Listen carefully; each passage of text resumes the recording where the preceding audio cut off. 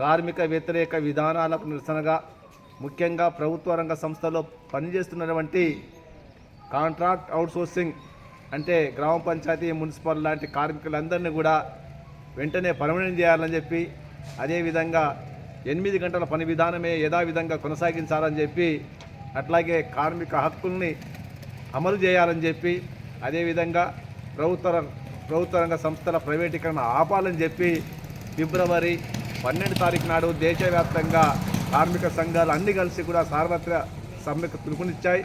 ఇలా మోడీ చెప్పేది ఒకటి, ఎన్నికల్లో ఇచ్చిన వాగ్దానం వేరు, ఉపాధి రక్షిస్తని చెప్పిండు. కానీ ఇవాళ మొత్తం దేశంలో ఉన్నటువంటి కార్మికుల యొక్క బతుకులతో చెరగాటమాడుతూ ఉన్నాడు. ఇప్పటికైనా ఇచ్చిన మాట ప్రకారం ప్రతి కార్మికునికి కనీస వేతనం 26,000 వెంటనే ప్రకటించి దాన్ని అమలు చేయాలని చెప్పి మేము కోరుతా ఉన్నాం. ఇలా పంచాయతీ కార్మికులు, సఫాయి కార్మికులే దేవుళ్ళు అని చెప్పి సఫాయి కార్మికులు లాంటి వాళ్ళని ఢిల్లీకి పిలిపించి సన్మానం చేసి పాదాభివందనం చేస్తే సరిపోలేదు. ఇవాళ ఈ కార్మికుల మధ్య కూడా చాలా వేతనాలు డిఫరెంట్ ఉన్నాయి, తేడా ఉన్నాయి. ఇలా గ్రామీణ ప్రాంతంలో పనిచేస్తున్నటువంటి పంచాయతీ కార్మికులకు 9,500 ఉంటే, అదే మున్సిపాల్లో చేసిన వాళ్లకు ఇవాళ 16,000 ఉంది. అంటే ఒకే పనికి 2 రకాలైనటువంటి వేతనాలు దుర్మార్గం.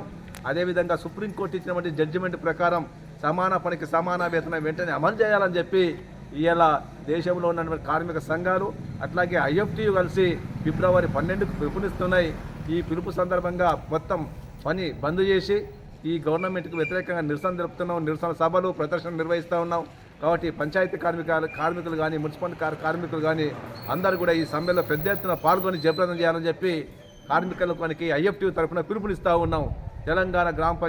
తెలంగాణ ఆదర్శ గ్రామ పంచాయతీ వర్కర్స్ యూనియన్ కార్మికులందరూ కూడా పెద్ద ఎత్తున ఈ యొక్క సమ్మెలో పాల్గొనాలని చెప్పి ఈ సందర్భంగా వారందరికీ తెలియజేస్తూ ఉన్నాం.